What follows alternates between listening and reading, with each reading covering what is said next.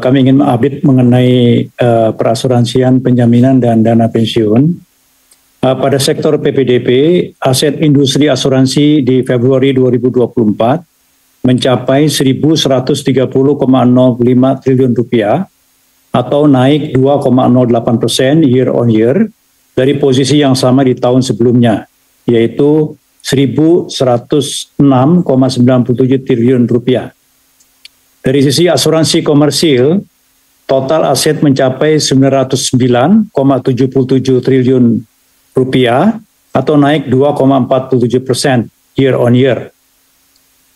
Akumulasi pendapatan premi asuransi komersial di Februari 2024 mencapai 60,84 triliun rupiah atau naik 10,88% year on year, terdiri dari premi asuransi jiwa yang tumbuh sebesar 1,45% year on year dengan nilai sebesar 30,77 triliun rupiah, dan premi asuransi umum dan reasuransi tumbuh sebesar 22,53% year on year dengan nilai sebesar 30,07 triliun rupiah. Kinerja tersebut didukung permodalan yang solid dengan industri asuransi jiwa dan asuransi umum mencatatkan risk-based capital RBC yang di atas threshold masing-masing sebesar 452,24% dan 339,94%, jauh di atas threshold sebesar 120%. Untuk asuransi non-komersial yang terdiri dari aset BPJS Kesehatan, baik badan dan program jaminan kesehatan nasional, dan BPJS Ketenagakerjaan, baik aset badan, jaminan kecelakaan kerja, jaminan kematian, dan jaminan kehilangan pekerjaan, serta program asuransi untuk ASN, TNI, dan Polri, tercatat program jaminan kecelakaan kerja dan jaminan kematian dengan total aset sebesar 220,27 triliun rupiah atau tumbuh sebesar 0,53% year on year.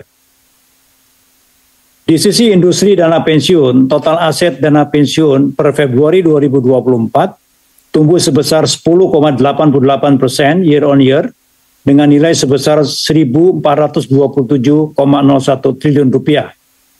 Untuk dana pensiun sukarela, total aset mencatatkan pertumbuhan sebesar 7,03% year on year dengan nilai mencapai 372,34 triliun rupiah.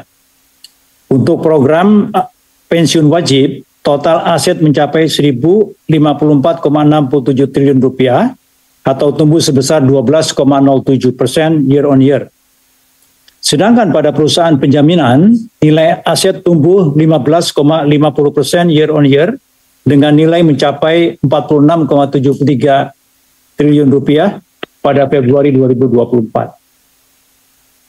Dalam rangka penegakan hukum dan perlindungan konsumen di sektor PPDP, pada bulan Maret 2024, bidang pengawasan PPDP melakukan pengenaan sanksi administratif kepada lembaga jasa keuangan di sektor PPDP sebanyak 89 sanksi yang terdiri dari 56 sanksi peringatan tertulis, peringatan teguran, dan 32 sanksi denda yang dapat diikuti dengan sanksi peringatan atau teguran lainnya.